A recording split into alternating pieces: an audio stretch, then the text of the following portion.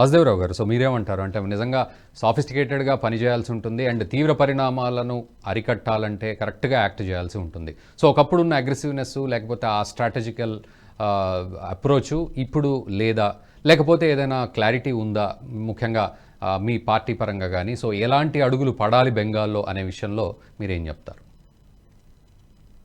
ముందుగా పెద్దలు పుల్లారావు చెప్పారు చాలా సోఫిస్టికేటెడ్ గా జాగ్రత్తగా హ్యాండిల్ చేయాలని చెప్పి, అగ్రెసివ్ గా ఉండకూడదని.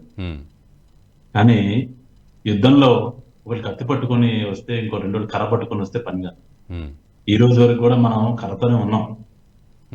అది ఇప్పుడు కత్తి తీసుకోవాలా, లేకపోతే మనం స్టెన్ గన్ తీసుకోవాలి, లేకపోతే రివాల్వర్ తీసుకొని ఆలోచించాలి.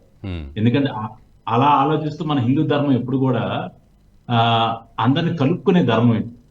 ఒకటి తిట్టిన గాంధీ గారు మాకు నేర్పించింది అంటే ఒక చెంపతో కొడితే రెండో చెంప చూపించండి. అలా చూపించి 2 చెంపలని వాసిపోయింది. ఇప్పటికి కూడా మనం తేరుకోకపోతే, ఇప్పటికి కూడా గట్టిగా బుద్ధి చెప్పకపోతే వజ్రాన్ని వజ్రంతోనే కోయాలంటారు కదా, ఆ పద్ధతిలో వారు ఏ విధంగానైతే వస్తున్నారు.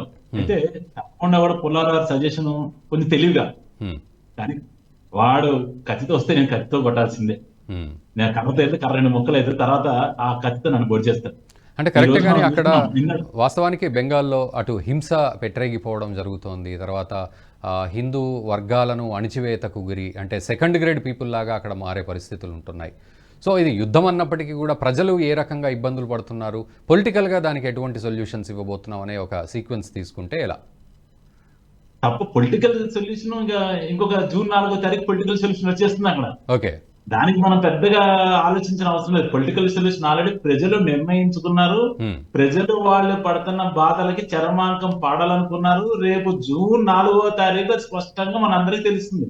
దాని గురించి అసలు మనకు బాధ లేదు. కేవలం అధికారంలోకి వచ్చినంత మాత్రం సమస్య తీరిపోదు.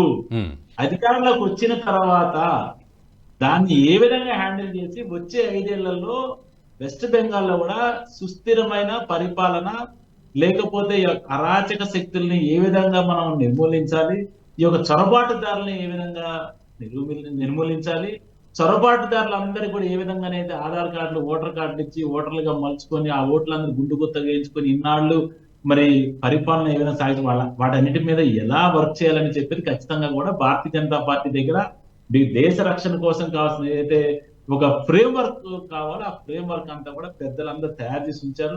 ఇందాక రాజేష్ గారు చెప్పిన విధంగా కూడా ఎక్కడైతే బార్డర్ స్టేట్స్ ఉన్నాయో, అటు బంగ్లాదేశ్ బోర్డర్ నుంచి కావచ్చు, లేదా ఇటు పాకిస్తాన్ బోర్డర్ నుంచి కావచ్చు, చాలా ఇన్ఫిల్ట్రేషన్ లోపల జరిగిపోయి వాళ్ళందరికీ కూడా ఏ మాత్రం దేశం మీద గౌరవం భక్తి లేకుండా కేవలం నీచమైన కేవలం అధికారం కోసమే వాళ్ళందరికీ ఓట్లు ఇచ్చి, ఆధార్ కార్డులు ఇచ్చి, వాళ్ళందరికీ కూడా రేషన్ కార్డులు ఇచ్చి వాళ్ళని దేశ పౌరులు చేసేసిన దౌర్భాగ్యం ఈ యొక్క కాంగ్రెస్ పార్టీ కావచ్చు, లేదా అక్కడ మమతా బెనర్జీ కావచ్చు, ఏదైతే పరిపాలిస్తున్నారు వీళ్ళందరూ కూడా బుద్ధి చెప్పే సమయం ఆసన్నమైంది. జూన్ 4వ తారీఖు ఈ దేశ ప్రజలు అతి గొప్ప మెజార్టీతో నరేంద్ర మోదీ గారిని మళ్ళా 3వసారి ప్రధాని చేసి, ఏదైతే నరేంద్ర మోదీ గారు చెప్పారో ఇది కేవలం ఈ 10 సంవత్సరాలు మీరు చూసిన కేవలం ట్రైలరే, ఇక చూడబోయేది అసలు సినిమా అనేది చెప్పారో దాన్ని ఖచ్చితంగా కూడా నరేంద్ర మోదీ గారు చేసి చూపిస్తారు. దానికోసమే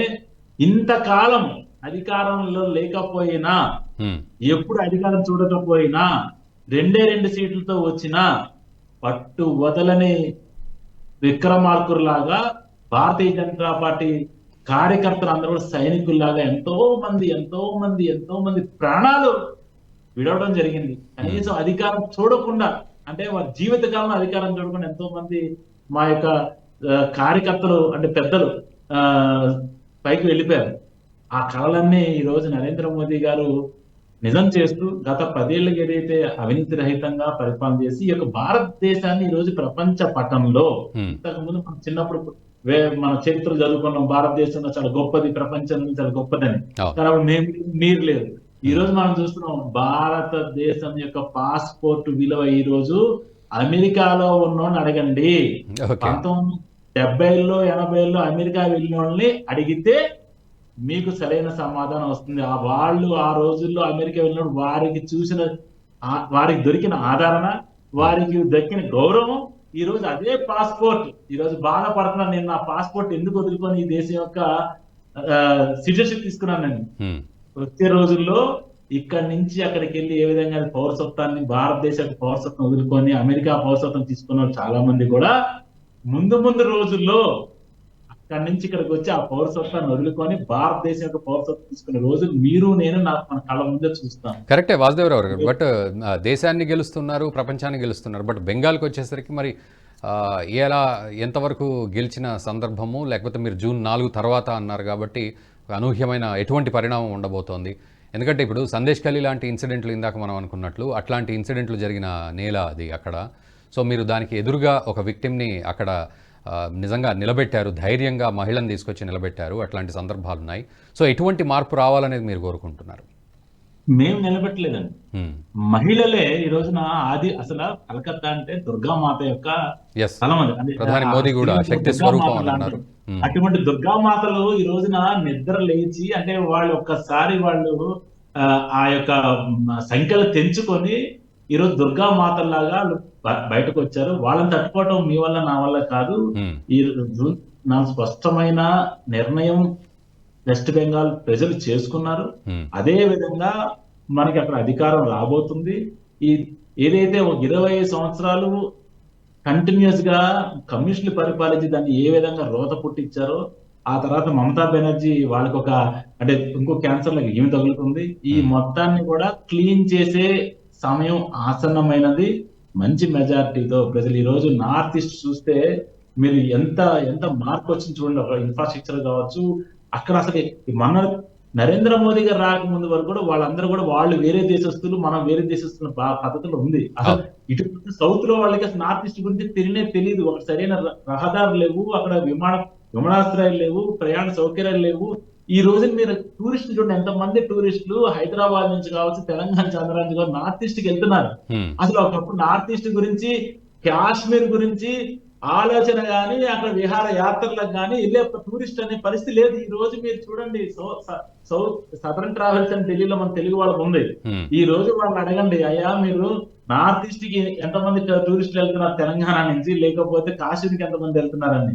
ఎన్నో మార్పులు ప్రజలకు ఈ రోజున తీసుకొచ్చింది భారతీయ జనతా పార్టీ. నరేంద్ర మోదీ గారు ఈ రోజు హిందువుల్లో ఒక ధైర్యాన్ని, ఒక శక్తిని నింపిన ఈ రోజు నాయకుడు, ప్రపంచ నాయకుడు ఎవరైనా ఉన్నారంటే అది నరేంద్ర మోదీ గారు. కాబట్టి ముందు రోజుల్లో మంచి నిర్ణయాలు వస్తున్నాయి.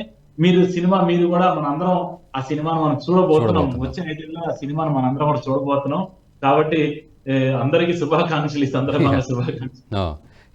ఈ వీడియో మీకు నచ్చినట్టయితే లైక్ చేయండి, 10 మందికి షేర్ చేయండి. అలాగే కామెంట్ల రూపంలో మీ అభిప్రాయాలను మాతో పంచుకోండి. Nationalist hub group of channels ను సబ్స్క్రైబ్ చేసుకుని తెలుగునాట జాతీయవాద జర్నలిజాన్ని ప్రోత్సహించండి. ఈ వీడియో కింద ఉన్న బెల్ ఐకాన్ పై క్లిక్ చేయడం మర్చిపోవద్దు.